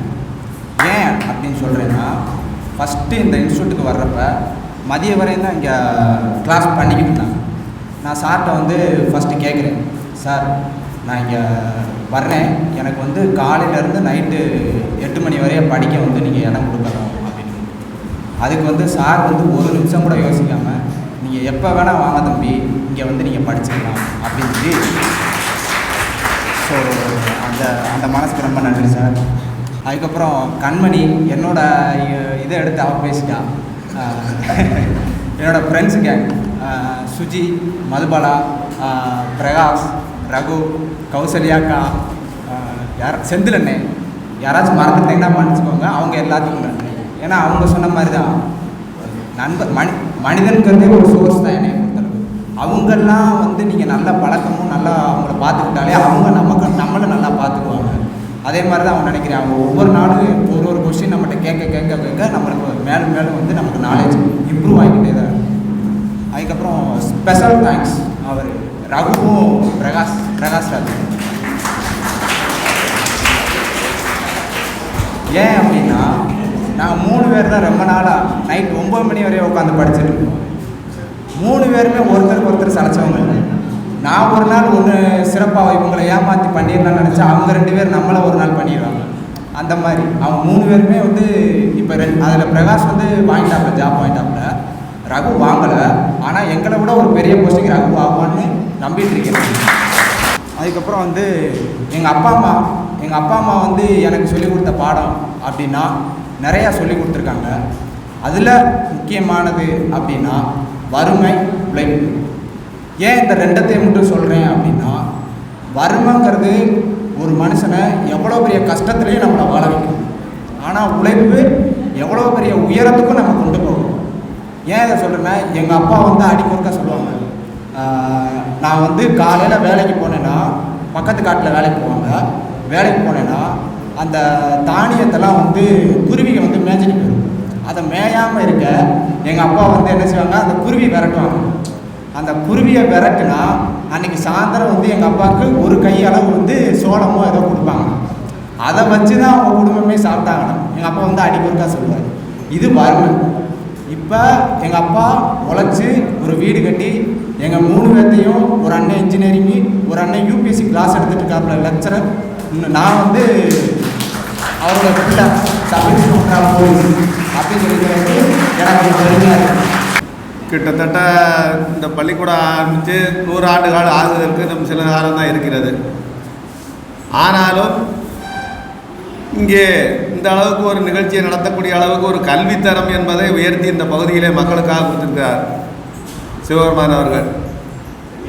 ஆக படிப்பு என்பது இயற்கையாக வருதா அப்படிங்கிறது அது கூட நீங்கள் முயற்சி என்பது பண்ணினீங்கன்னா நிச்சயமாக உண்டு. அப்படிங்கிறதுக்கு எடுத்துக்காட்டு எங்கள் பகுதியில் உள்ள மாணவர்கள் பையன்கள்லாம் நிறையா படித்து எழுதி வேலைக்கு போய் நல்ல நல்ல பதவியில் இருக்காங்க. தலைமைச் செயலகத்திலேருந்து கீழே வரைக்கும் இன்றைக்கி இருக்காங்கன்னா அது முயற்சி தான். அதுக்காக நம்ம 50 வயதுக்கு பிறகு படிக்க முடியுமானா படிக்க முடியாது.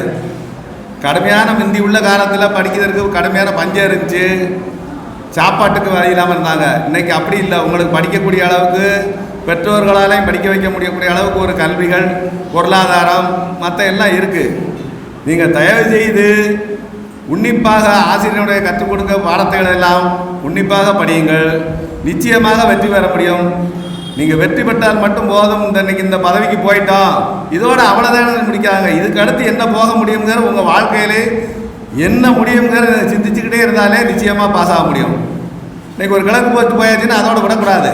அதுக்கு அடுத்து நம்ம என்ன பண்ணணும், அதுக்கு மேலே என்ன பண்ணணும், அதுக்கு மேலே என்ன பண்ணணும் போனாதே அடுத்து நம்ம குழந்தைகளை எல்லாரையும் நம்ம குடும்பத்தாரை காப்பாற்றுறதுக்கு என்ன வசதின்னு செய்ய முடியும். எத்தனை பெரிய கோடீஸ்வரன் இருந்தாலும் அவனுக்கு பிஏவாக இருக்கிறது யார் இருக்கா? ஒரு படித்த அதிகாரியத்தை வச்சுருப்பான். ஏன் அவன் மகனை வைக்கணுமோ வைக்க முடியாது, சொந்தக்காரனை வைக்கணுமோ வைக்க முடியாது.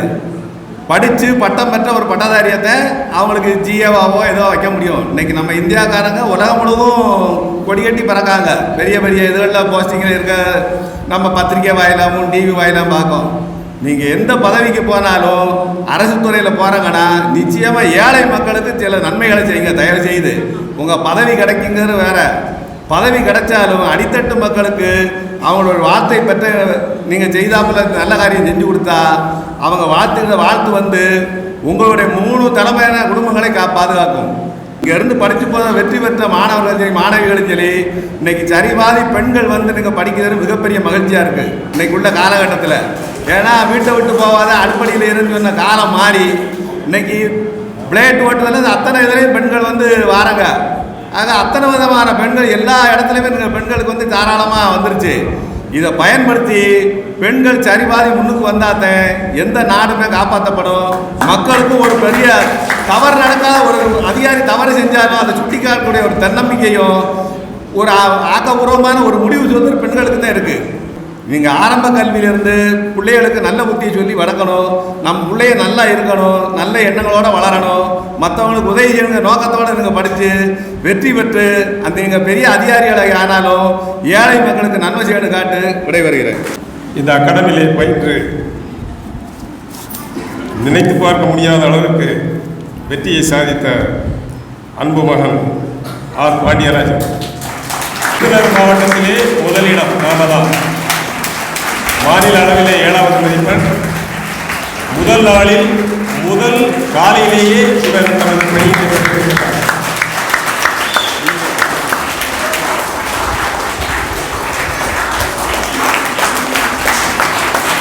பெரியவங்களுக்கும் நண்பர்களுக்கும் முதல்ல எனக்கு வணக்கம். நான் வந்து காலேஜ் படிச்சுட்டு இருக்கும்போது இங்கே வந்தேன். கரெக்டாக செகண்ட் இயரில் வந்தேன்னு நினைக்கிறேன். அப்போ காலேஜ் ஆக்சுவலாக எனக்கு வந்து 1 மணிக்கெலாம் முடிஞ்சிடும். அதுக்கப்புறம் நம்ம என்ன பண்ண போகிறோம், 1 மணிக்கு மேலே ஃபுல்லாக நாள் இருக்குது, அதை வேஸ்ட் ஆகக்கூடாது அப்படின்னு சொல்லிட்டு ஏதாவது ஒரு கிளாஸ் போகலாம் அப்படின்னு தான் ஃபஸ்ட்டு பிளான். ஏதாவது ஒரு கிளாஸ் அப்படின்னு பிளான். அடுத்து ஃபஸ்ட்டு அப்போ தான் அப்பா தான் ஃபஸ்ட்டு, அதுக்கப்புறம் தான் சார். பெரியப்பா ஃபஸ்ட்டு வேணும், அதுக்கப்புறம் தான் சார் அப்படின்ட்டு ஃபஸ்ட்டு கூப்பிட்டாங்க. இங்கே வா தம்பி, நம்மக்கிட்ட இந்த மாதிரி படிக்கிறோம், வந்து படி அப்படின்னு சொன்னாங்க. சரி நானும் உட்காந்து படிக்கலாம் அப்படின்னு ஃபஸ்ட்டு ஆரம்பித்தேன். காலேஜும் அப்படியே போச்சு. ஃபஸ்ட்டு 2022 முதல் குரூப் 4 எழுதினேன் நான். அப்போ வந்து 153 கேள்விக்கு தான் என்னால் விடை அடிக்க முடிஞ்சது. உள்ளே வந்தவொடனே ஃபஸ்ட்டு சொன்னது என்னென்னா, ஃபஸ்ட்டு தமிழையும் மேக்ஸையும் நீங்கள் முடிங்க, அப்போ உங்களுக்கு வெற்றி கன்ஃபார்ம் தாங்க. மொதல் வர்றப்பயே எனக்கு தமிழும் மேக்ஸும் தான் பிரச்சனையாக இருந்துச்சு. ஏன்னா அந்த குரூப் 4 நான் போட்டது தமிழ் வந்து 86 மார்க் தான் போட்டேன், 100க்கு 86 தான். மேக்ஸுமே 25க்கு 13 தான் போட்டேன். என்னால் நேரத்தை அந்த அளவுக்கு மேனேஜ் பண்ண முடியல. அதுக்கப்புறம் அப்பா நிறைய கைட் பண்ணாங்க, இந்த மாதிரிலாம் இருக்குது தம்பி, இந்த மாதிரிலாம் படி அப்படின்ட்டு. அப்போ தமிழை ஃபஸ்ட்டு ஓவர் கம் பண்ணிடலாம், நம்ம எப்படியாவது தமிழில் வரணும் அப்படின்னு சொல்லிட்டு காலையில் வர்ற மாதிரி, காலையில் அப்பா சொல்கிற மாதிரி காலையில் 5 மணிக்கு வந்தேன். சாவி போன குரூப் 4 இந்த குரூப் 4க்குலாம் முதல் ஆளாக வந்து சாவியை திறக்கிறதும் நானாக தான் இருந்தேன், கடைசி பூட்டிட்டு போகிறதும் நானாக தான் இருந்தேன் இந்த குரூப் 4க்கு. அப்போ தமிழில் ஓரளவு என்னால் ஓவர் கம் முடிஞ்சது. மேக்ஸ் என்ன பண்ணுறது அப்படின்னு பார்த்தா அப்பா தான், தம்பி நீ கிளாஸ் எடு, மேக்ஸ் வருது உனக்கு அப்படின்னாங்க. அப்போ மேக்ஸு கிளாஸ் எடுக்க ஆரம்பித்தேன். கிளாஸ் எடுக்கிறதுக்கு வாய்ப்பு கொடுத்ததுக்கு நன்றிப்பா. அதான் மேக்ஸ் கிளாஸ் எடுக்க ஆரம்பித்த உடனே எனக்கு அங்கே ரிசல்ட் வர ஆரம்பிச்சிது. குரூப் 3 ரிசல்ட் வந்துச்சு. குரூப் 3 ரிசல்ட்லேயும் எனக்கு வந்து தமிழில் கொஞ்சம் டவுனாக தான் இருந்தது. குரூப் 3ல ஜிகேல வந்து 90 கொஸ்டின் போட்டிருந்தேன், தமிழில் வந்து 88 தான் போட்டிருந்தேன். அந்த 90ல் மேக்ஸு 25 அவுட் ஆஃப் 25. அந்த கிளாஸ் எடுத்ததுனால எனக்கு அவ்வளோ நன்மை கிடச்சிது, அதுக்கு நன்றி தெரிவிச்சுக்கணும். அப்புறம் குரூப் 4க்கு இந்த குரூப் 4க்கு எங்கள் கேங்கு, இதே நான் சொல்லாமல் இருக்க முடியாது, எல்லாரும் சொல்லிட்டாங்க. எங்கள் கேங்கு அவங்க அவ்வளோ ஹெல்ப் பண்ணாங்க எனக்கு, அதனால் அவங்களுக்கும் நன்றி தெரிவிச்சுக்கிறேன். யாரும் தெரியும்னு நினைக்கிறேன் உங்களுக்கு. அப்புறம் என் ஃபேமிலிக்கு ஃபுல்லாக நான் படிக்க ஆரம்பித்ததுலேருந்து எனக்கு ரொம்ப சப்போர்ட்டாக இருந்தாங்க, அவங்களுக்கும் இந்த இடத்துல நான் நன்றி தெரிவிச்சுக்கிறேன். அடுத்து ஒரு சின்னதாக ஒரு கதை மட்டும் சொல்லிக்கிறேன். ஒரு நாட்டில் யார் வேணால் அரசனாகலாம் அப்படின்னு சொல்லிட்டு ஒரு அறிவிப்பு வருது. யார் வேணால் அரசனாகலாம். ஆனால் அங்கே அரசனாகணுன்னே அவங்க 5 வருஷம் ஆச்சு. அந்த ஆட்சி முடிஞ்சோடனே அவங்க வந்து காட்டுக்கு போகணும் அப்படின்ட்டு ஒரு ரூல் இருக்காங்க அந்த நாட்டில். காட்டுக்கு போகணும் அப்படின்னு. அந்த காடு பயங்கரமான ஒரு இடம், ஏன்னா அந்த காட்டில் மிருகங்கள்லாம் இருக்கும், அங்கே போனால் யாருமே வெளியே வர முடியாது, அந்த மாதிரி ஒரு காடு. ஓகே, அப்போ வர்றாங்க, ஒருத்தர் வர்றாங்க, 5 வருஷம் ஆட்சி பண்ணுறாரு, அவருக்கு காட்டுக்குள்ளே போய் அவருக்கு வெளியே வரல. அடுத்து 2வது ஒருத்தர் வர்றாரு, அவங்களும் அப்படி பண்ணுறாங்க, அவங்களாலே வெளியே வர முடியல. 3வது ஒருத்தர் வர்றாரு, அவர் 5 வருஷம் நான் ஆட்சி பண்ணுறேன் அப்படின்னு சொல்லிட்டு அக்ரிமெண்ட்டுக்கு ஒத்துக்கிறாரு. 5 வருஷம் ஆட்சி முடிஞ்ச உடனே அவளை காட்டுக்கு போங்க அப்படின்னு சொல்லி அவரை வந்து கேட்குறாங்க. அப்போ அவர் சிரிச்சுக்கிட்டே போகிறாரு. என்ன நீங்கள் எல்லோரும் காட்டுக்கு போகும்போது பயமாக போகிறாங்களே, நீங்கள் மட்டும் ஏன் சிரிச்சுக்கிட்டே போகிறீங்க அப்படின்னு அவர்கிட்ட கேட்குறாங்க. அப்போ அந்த கேட்டவங்ககிட்ட அவர் பதில் சொல்கிறாரு. என்ன சொல்கிறாருன்னா, நான் மொதல் வருஷமே அங்கே இருந்த வீரர்களை வச்சு அந்த மிருகங்கள்லாம் துரத்தி விட்டுட்டேன். 2வது வருஷம் அங்கே இருக்கிற இடத்துல அழகான ஒரு அரண்மனை கட்டியிருக்கேன். இந்த மாதிரி வருஷம் வருஷம் அதை நான் டெவலப் பண்ணியிருக்கேன் அப்படின்னு சொல்லிட்டு அவர் ஒரு கதையை சொல்கிறாரு. சொல்லிவிட்டு இப்போ நான் உண்மையிலே ராஜ்யத்துக்கு போகிறேன் அப்படின்ட்டு அவர் அந்த ராஜ்யத்துக்கு போய் ஆளுறாரு. இப்போ அதுலேருந்து என்னென்னா, இந்த நாடு அந்த இடம் தான் இந்த அகாடமி. இந்த அகாடமியை நான் பயன்படுத்திக்கிட்டேன். ஏன்னா அவங்க எப்படி இது பண்ணாங்களோ, அவர் எப்படி அந்த வீரர்கள்லாம் அனுப்பிச்சி விட்டு முதலேருந்து எப்படி போனாங்களோ, அதே மாதிரி இந்த அகாடமியை நான் பயன்படுத்திக்கிட்டேன். இப்போ என்னோடய ராஜ்யத்துக்கு நான் போகிறேன். ரொம்ப நன்றி. அப்பாவுக்கும் இந்த அகாடமிக்கும் நான் எப்பயுமே கடமைப்பட்டிருப்பேன்.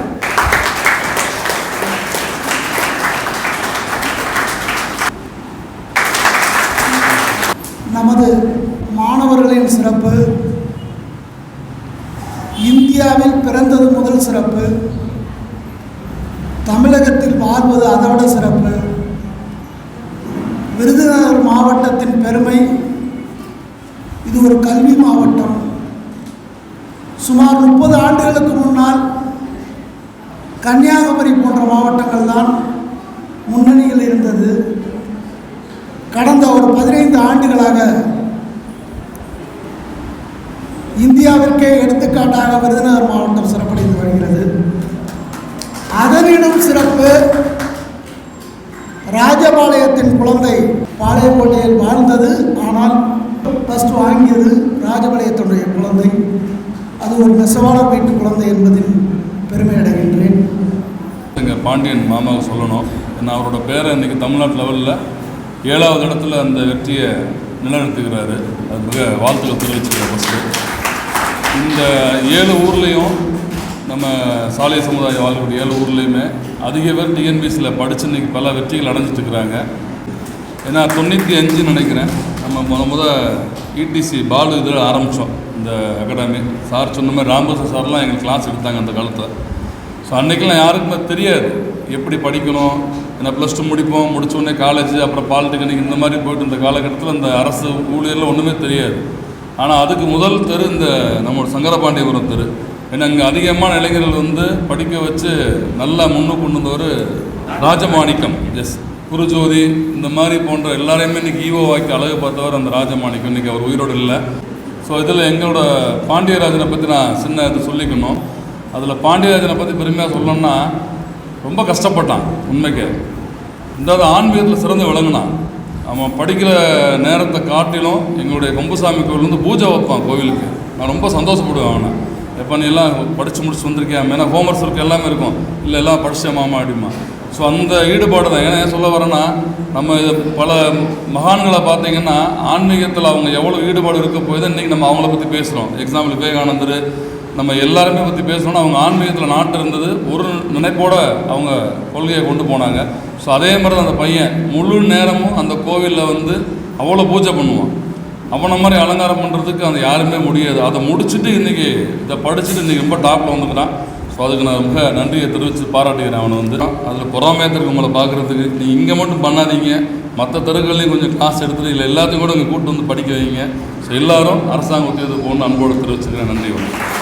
வித்யா வியாசியா டிஎன்பிசி அகாடமியுடைய செயல்பாடுகளை பற்றி அடிக்கடி நான் சார்கிட்ட கேட்டுக்கிட்டு இருப்பேன். நீங்களே எப்படி ஒரு ஆள் தனியாக சமாளிக்க முடியுதா, என்ன பண்ணுறீங்க, யார் யார் உங்களுக்கு ஹெல்ப் பண்ணுறாங்க, எப்படி நடத்துகிறீங்க, ஏன்னா நாங்களும் கடந்த இன்ஸ்டியூட் நடத்தும் போது அந்த கஷ்டங்கள் என்னன்னு தெரியும். அடுத்த கிளாஸ் என்ன எடுக்கணும் என்னங்கிறது, யார் அரேஞ்ச் பண்ணணும், எல்லாமே அது ஒரு பெரிய விஷயம். பரீட்சையை நடத்துறதுக்கு கொஸ்டின் ப்ரிப்பேர் பண்ணணும், அதுக்கு அரேஞ்ச்மெண்ட் பண்ணணும், எல்லாருக்கும் தகவல் சொல்லணும், இன்டிமேட் பண்ணுறது, மாற்றங்கள் இருக்கும் அதை மாற்றங்கள் சொல்லணும், இதெல்லாம் மாதிரிலாம் நிறைய விஷயங்கள். இதை வந்து ஆர்கனைஸ் பண்ணுறது அப்படிங்கிறது வந்து சாதாரண விஷயம் கிடையாது.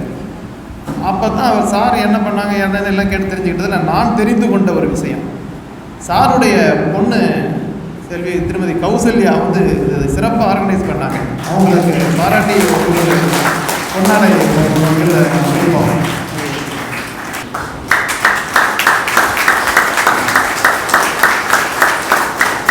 ஷீல்டு பெற்ற அனைவரும் ஒரு நிமிஷம் எல்லாரும் மொத்தமாக வருகை தருமாறு கேட்டுக்கொள்கிறேன்.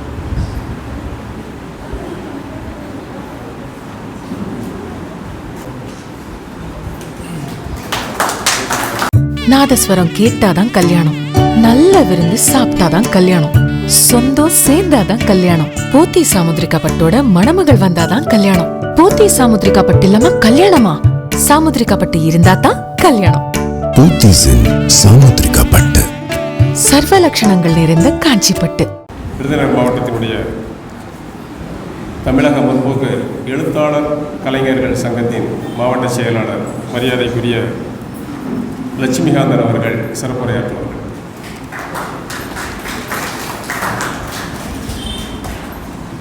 எண்ணிய முடிதல் வேண்டும், நல்லவே எண்ணல் வேண்டும், திண்ணிய நெஞ்சம் வேண்டும், தெளிந்த நல்லறிவு வேண்டும், பண்ணிய பாவம் எல்லாம் வருதி முன் பணியே போல நன்னிய நின்முன் நசித்திட வேண்டும் அண்ணாய் என்கிறான் மகாகவி பாரதி. இங்கு சிறப்பு விருந்தினர்களும் சிறப்புரையாளர்களும் நாங்கள் அல்ல. இந்த நிகழ்ச்சியினுடைய சிறப்புரையாளர்கள் போலீஸு, பாண்டியராஜன், அப்புறம் இங்கே பேசின இந்த அம்மா கண்மணி, இவங்கெல்லாம் தான் சிறப்பு பேச்சாளர்கள் இல்லையா? சிவபெருமான் சாரை பற்றி பேசணும். எனக்கு பெரிய அறிமுகம் கிடையாது. நித்யானந்தம், நம்முடைய அன்புத்தோட நித்யானந்தம் மூலம் தான் எனக்கு வந்து அவர் தெரியும். ஒரு டீ சாப்பிட்ருக்கோம், வடை சாப்பிட்டு பேசிக்கிட்டு இருந்தோம். ஆனால் அவரை பற்றி எனக்கு நித்யானந்தமும் கண்மணியும் வேறு விதமாக பகிர்ந்திருக்கிறார்கள். வாழ்வினுடைய பல்வேறு பரிணாமங்களுக்குள் நின்று கொண்டு இத்தனை குழந்தைகளை, கௌசல்யா உட்பட இத்தனை குழந்தைகளை அவர் வந்து வைத்திருக்கிறார் என்பது ரொம்ப நெகிழ்ச்சியான ஒரு விஷயம். அவர் சொல்கிறாரு, இவ்வளோ பெரிய அதிகாரியாக இருக்கார், சிவகங்கையிலேருந்து வந்திருக்கிறாரு, வெளிப்படையாக பேசுகிறாரு, எனக்கு ஃபீஸ் கட்டினாரியா, எனக்கு இடம் கொடுத்தாருன்னு சொல்கிறாருல. இந்த இடத்த நீங்கள் என்னைக்கு நிப்பாட்டாமல் இருக்கீங்களோ, திரும்பி பார்க்குறீங்களோ, நாம் என்னைக்கு திரும்பி பார்க்குறோமோ அன்னைக்கு தாங்க நம்ம வந்து எல்லாமே நமக்கு ஜெயிக்கணும். இது ஒரு பக்கம் மாணவர்கள், படித்து கொண்டிருப்பவர்கள், ஜெயித்தவர்கள், இனி படிக்க போகிறவர்கள், இன்னொரு பக்கம் பெற்றோர்கள் இருக்கீங்க. இங்கே வந்து நாங்கள் வந்து ஒரு வகுப்பு எடுக்கிற மாதிரி எல்லாம் நீங்கள் அப்படி இருக்கணும் இப்படி இருக்கணும் அப்படிலாம் பேசுகிறோங்க, எல்லாரும் பேசணும். ஆனால் சில யதார்த்தத்திலேருந்து சில உதாரணங்கள் இங்கே வந்து நீங்கள் இன்றைக்கி ஜெயித்தவங்க பேசுனீங்க. உங்களுக்கு இளம் பகவத் என்கிற ஒரு கலெக்டரை தெரியுமா? இன்னைக்கு தூத்துக்குடி மாவட்டத்தினுடைய ஆட்சியராக இருக்கிறார் இளம் பகவத். நீங்கள் அவரை பற்றி ஒரு தகவல் தெரிஞ்சால் நீங்கள் அவர் வந்து +2 படிக்கும்போது அவங்க அப்பா இறந்து போயிடுறார், கந்தசாமி இறந்து போகிறார். அவர் விஏஓவாக இருந்தார், இறந்து போயிடுறார். இறந்து போனவுடனே அவருக்கு வந்து அப்பாவோட வேலை, மகனுக்கு அரசாங்க வேலை கிடைக்கணும்னு இவர் அலைகிறார். அலைஞ்சு பார்த்து இவருக்கு வந்து அதை வந்து நிராகரிக்கப்படுது. அவர் வந்து ஒரு கட்டத்தில் அவர் வந்து நம்பிக்கை இழக்கிறார். ஆனால் அதுக்கு பிறகு அவர் என்ன செய்கிறாருன்னா, அவர் வந்து +2 முடிச்சுட்டு ஒரு இதில் போய் இந்த மாதிரி நம்ம சிவபெருமான் சார் மாதிரி ஒரு அகாடமியில் போய் அவர் வந்து படிக்கிறார். அவர் முதல்ல பாஸ் பண்ணது, இன்றைக்கி அவர் வந்து ஐஏஎஸ், ஆனால் அவர் முதல்ல குரூப் 4ல் பாஸ் பண்ணார். குரூப் 4ல் பாஸ் பண்ணி, அப்புறம் வந்து குரூப் 2ல் பாஸ் பண்ணி, குரூப் 1ல் பாஸ் பண்ணி, இன்னைக்கு இளம்பகவத் சோழன் குடிகாடு என்கிற தஞ்சாவூர் மாவட்டத்தின் ஒரு ஓரத்தில் இருக்கிற ஒரு கிராமம், உங்களால் கண்டுபிடிக்க முடியாத ஒரு சோழன் குடிகாடு. போய் செல்ஃபோனை வச்சுருக்கோம். அதாவது போன தலைமுறைக்கு இல்லாத ஒரு பெரிய விஷயம் வந்து இந்த செல்ஃபோன். அதாவது செல்ஃபோன் இல்லாமல் எதுவும் பண்ண முடியுமானா இந்த தகவலை எல்லாத்துக்கும் செல்ஃபோன் தான் கொடுக்குறோம். ஆனால் நம்முடைய குழந்தைகளுக்கு இருக்கிற மிகப்பெரிய சவால், பெற்றோர்கள் படிக்கிறவர்கள் நம்ம எல்லாம் இருக்கிறோம், மிகப்பெரிய சவால் என்னென்னா டிவைஸ், இந்த விர்ச்சுவல் மீடியா. இது நமக்கு ஒரு மிகப்பெரிய சவால். இந்த சவாலிருந்து நீங்கள் மீண்டு இதை தாண்டி 7:30 மணிக்கு ஆஃபீஸை திறந்து 8:30 மணிக்கு பூட்டிட்டு போகிறது. இங்கே ஒரு ராம்குமார் இருக்கார், ராம் பிரபு இருக்கிறார், இந்த கூட்டத்தில் ராம் பிரபு இருக்கிறாரு. அந்த ராம் பிரபு காலையில் வந்து மார்க்கெட்டில் போய் மூட்டை தூக்கி போட்டு முடிச்சுட்டு இங்கே மதியம் படிக்க வர்றாரு. அப்போ இந்த விர்ச்சுவல்ல இருந்து தப்பிச்சு போய் வந்து ஒரு பெரிய தாகத்தோடு படிக்க வேண்டும் என்கிற ஆசை எங்கிருந்து வருகிறது? நம்மை நிரூபிக்க வேண்டிய தேவை எங்கிருந்து வருகிறது? இந்த இளம்பகவத் வந்து வெறுமனே படிக்கல. அவர் வந்து வெறும் கலெக்டர் மட்டும் இல்லை, அவர் ஒரு மிகப்பெரிய இலக்கியவாதி. தமிழ்நாடு பாடநூல் திட்ட கழகத்தினுடைய தலைவராக இருந்தார். இன்றைக்கு ஊரெல்லாம், இன்றைக்கு மாலை நான் தென்காசிக்கு ஒரு புத்தக திருவிழாவுக்கு போகிறேன். இன்றைக்கு மாநிலம் முழுவதிலும் புத்தக திருவிழா நடப்பதும், அந்த புத்தக திருவிழாவில் நல்ல பல புத்தகங்கள் விற்பதற்கும் மிக முக்கிய காரணம் நம்முடைய மாவட்ட ஆட்சியர் இளம்பகவத். அவரை பற்றி எஸ் ராமகிருஷ்ணன் எழுத்தாளர், பிரபல எழுத்தாளர் எஸ் ராமகிருஷ்ணன் இளம்பகவத்தை பற்றி எழுதியிருக்கிறார்.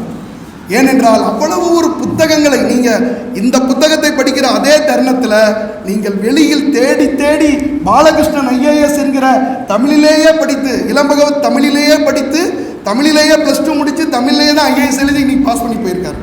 பாலகிருஷ்ணன் ஐஏஎஸ் இன்றைக்கு மிகப்பெரிய ஆய்வாளர், ஒரிசாவினுடைய உள்துறை செயலாளராக இருந்து பல முறை அவர் வந்து வெளியே போகணும்னு நினச்சி அவர் பட்நாய்க்கு விடாமல் அவரை வச்சிருந்து இன்னைக்கு தான் அவர் வெளியே வந்திருக்கிறார். பாலகிருஷ்ணன் ஐஏஎஸ், அவர் தமிழில் படித்து ஐஏஎஸ் ஆனவர். இங்கே படிக்கிறவங்களுக்கு பார்க்குறேன், எல்லா விஷயங்களையும் பார்க்குறேன். எத்தனை மணிக்கு நீங்கள் வரலாம், எத்தனை மணிக்கு போகலாம். எனக்கு கண்மணியெல்லாம் வந்து பல ராத்திரி நான் வந்து கண்மணி லேட்டாக வருவாங்க, சீக்கிரம் போயிடுவாங்க. ஆனால் எனக்கு அவங்க வீட்டை விட நேசிக்கிற ஒரு இடமா அவங்க அம்மா இங்கே இருக்காங்க. வீட்டை விட நேசிக்கிற இடமா இந்த இடம் தான் இருக்குது.